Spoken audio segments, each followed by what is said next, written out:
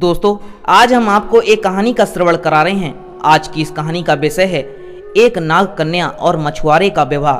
दोस्तों, एक छोटे से गांव में एक शंकर नाम का एक बहुत ही गरीब मछुआरा रहा करता था। वह अनाथ था क्योंकि उसका इस दुनिया में कोई नहीं था और बिल्कुल अकेला उस गांव के एक कोने में छोटी सी झोपड़ी बनाकर के रहता था। गांव के पास ही एक नदी थी। वह रोज सुबह उठकर नदी में जाल डाल देता था और दिन भर में जो भी मछलियां पकड़ पाता उन्हें बेचकर के जितने पैसे आते थे उसी में उसका गुजारा होता था। दोस्तों, एक दिन की बात है। शंकर रोज की तरह अंधेरे में अपने घर से मछली पकड़ने को निकल गया। फिर नदी में जाल डालकर मछली फंसने के इंतजार में नदी किनारे चुपचाप जाकर बैठ गया। परंतु आज यह क्या, सुबह से शाम हो गई, अभी तक एक भी मछली जाल में नहीं फंसी। ऐसा लग रहा था मानो नदी की सारी मछलियां गायब हो गई हों। यह देखकर शंकर बड़ा परेशान था। वह सोच रहा था कि आज तक तो ऐसा कभी नहीं हुआ, एक भी मछली नहीं फंसी हो, परंतु आज यह क्या, ना छोटी ना बड़ी, एक भी मछली नहीं फंसी। अब वह क्या बेचेगा, पैसे कहाँ से आएंगे, कैसे गुजारा होगा। शंकर अब जाल निकालने ही वाला था कि उसे जाल में हलचल दिखाई दी। वो पास गया तो जाल जोर जोर से हिलने लगा।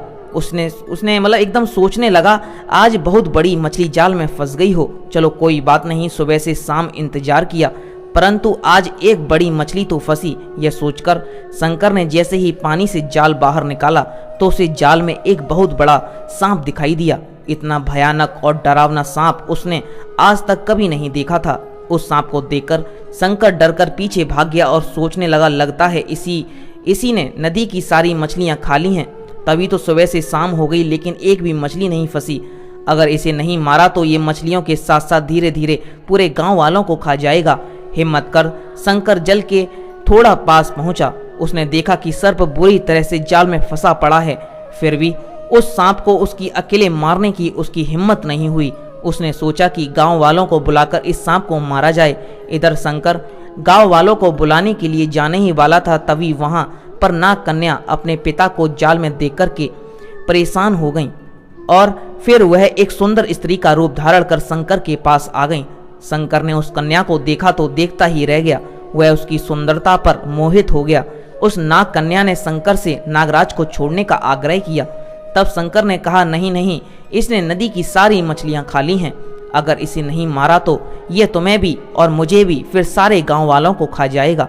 इस सांप को मारना ही होगा, मैं इसे नहीं छोड़ सकता। देखो सुंदरी, तुम पीछे हट जाओ। तब नाग कन्या ने शंकर से कहा, मैं तुमसे बहुत प्रेम करती हूँ। शंकर ने कहा, सुंदरी, मैं भी तुम पर मोहित हूँ और तुमसे विवाह करना चाहता हूँ।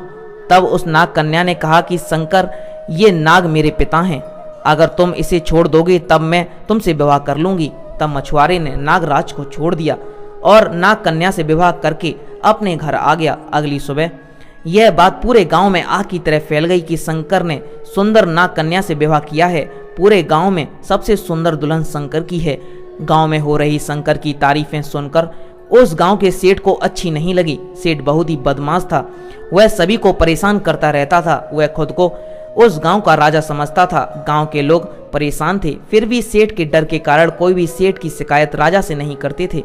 और अब सेठ शंकर को परेशान करने लगा। सेठ ने शंकर से कहा कि कल सुबह हम दोनों एक एक टोकरी नदी में बहाएंगे। जिसकी टोकरी नदी के बहाव के उल्टी दिशा में मुड़ जाएगी वह गांव में रहेगा और दूसरा गांव छोड़कर चले जाएगा। सेठ की इस शर्त को सुनकर के शंकर परेशान हो गया और घर आकर सारी बातें नाग सुंदरी को बता दिया। उसने कहा, लगता है मुझे अब सेठ इस गांव से बाहर निकाल कर ही रहेगा। सेठ तो गांव से बाहर जाने से रहा, परंतु कल सुबह अगर मेरी टोकरी नदी के बहाव के उल्टी दिशा में ना गई, अगर नहीं वही, तो मुझे सेठ गांव से बाहर निकाल देगा। तब नाग कन्या ने शंकर से कहा, तुम चिंता मत करो, मैं अभी नाग लोक जाती हूँ, मेरे पिता इस समस्या का समाधान जरूर बताएंगे। तब नाग सुंदरी नाग लोक गई।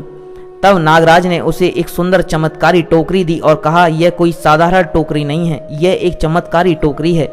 इसे नदी में डालते ही ये नदी के बहाव से उल्टी दिशा में बहने लगती है। नाग सुंदरी वह टोकरी लेकर घर आ गई और शंकर को वह टोकरी देते हुए कहा, यह कोई साधारण टोकरी नहीं है, इसे नदी में डालते ही ये नदी के बहाव के उल्टी दिशा में बहने लगती है। अब तो तुम्हारी जीत पक्की है। अब अगले दिन सारे गांव वाले टोकरी का खेल देखने नदी किनारे इकट्ठा हो गए। सेठ और शंकर ने जब नदी में टोकरी डाली तो सेठ की टोकरी तुरंत नदी में जाते ही डूब गई और शंकर की टोकरी नदी के बहाव से उल्टी दिशा में बहने लगी।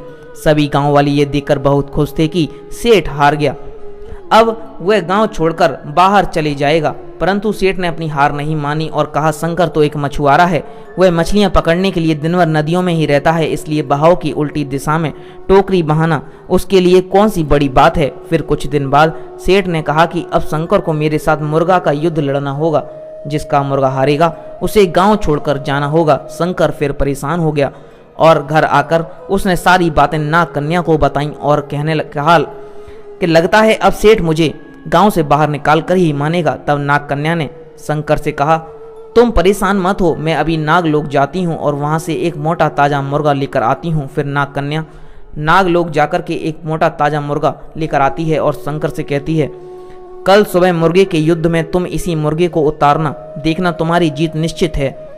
अगली सुबह फिर सारे गांव वाले मुर्गे का युद्ध देखना इकट्ठे हो गए और अब मुर्गे का युद्ध शुरू हुआ। शंकर के ताकतवर मुर्गे के सामने सेठ का मुर्गा टिक ना पाया और शंकर मुर्गे की लड़ाई जीत गया। परंतु सेठ ठहरा बेईमान, उसने फिर अपनी हार नहीं मानी और कहने लगा कि शंकर का मुर्गा इस गांव का नहीं है, इसलिए मैं शंकर की जीत को नहीं मानता हूँ और अब शंकर को मेरे पहलवान के साथ मल्ल युद्ध करना पड़ेगा। अगर शंकर मल्ल युद्ध हार गया तो उसे यह गांव छोड़कर जाना होगा और पहलवान हार गया तो मैं इस गांव से हमेशा के लिए चला जाऊंगा। अब गांव के सारे लोग इस रोमांचक युद्ध को देखने के लिए उत्साहित थे और सोच रहे थे कि ये शैतान हार जाए और हमेशा के लिए गांव छोड़कर के चला जाए। सेठ अब इस मल्ल युद्ध की तैयारी में लग गया और 50 गांव में ढूंढकर सबसे ताकतवर पहलवान को बुलवाया, जिसका नाम कालू पहलवान था। लोगों का कहना था कि कालू पहलवान अगर चाहे तो एक साथ 50 हाथियों को उठाकर पटक दे। कालू पहलवान को आज तक कोई भी युद्ध नहीं हरा पाया था। यह सब सुनकर शंकर की भूख प्यास सब मिट गई। परेशान होकर शंकर ने नाग कन्या से कहा, सुंदरी, कल सुबह मल्ल युद्ध में मेरी मौत निश्चित है, मेरे मरने के बाद तुम नागलोक लौट जाना। तब नाग कन्या ने शंकर से कहा, तुम परेशान मत हो, तुम्हें कुछ नहीं होगा, मैं अभी नागलोक जाती हूँ, मेरे पिता पर इस समस्या का कोई ना कोई हल जरूर निकाल देंगे। तब नाग कन्या नागलोक जाकर अपने पिता को सारी बातें बताती है। तब नागराज ने उसे एक चमत्कारी ढोल और एक छड़ी प्रदान की, जिसे लेकर नाग कन्या अपने घर आ गई और शंकर से कहा कि कल सुबह जब तुम्हारे और कालू पहलवान के बीच मल्ल युद्ध शुरू होगा तब मुझे इशारा कर देना। इधर मल्ल युद्ध देखने के लिए गांव के सारे लोग इकट्ठे हो जाएंगे।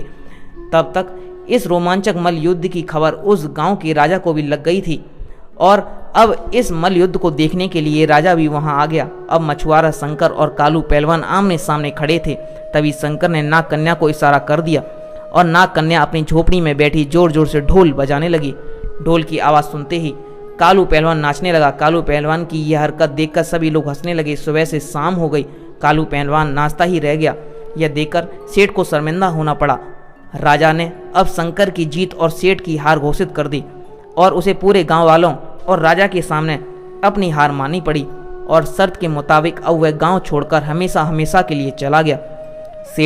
शैतान सेठ के उस गांव से चले जाने के बाद शंकर मछुआरा अपनी पत्नी नाग कन्या के साथ खुशी खुशी उस गांव में रहने लगा और सभी गांव वाले सुख शांति से मिलजुल कर रहने लगे। दोस्तों, अगर कहानी पसंद आई है तो इसे लाइक कर देना और चैनल को सब्सक्राइब करके बराबर वाले बेल आइकन को दबा लेना। आपका यहाँ तक वीडियो देखने के लिए बहुत बहुत धन्यवाद।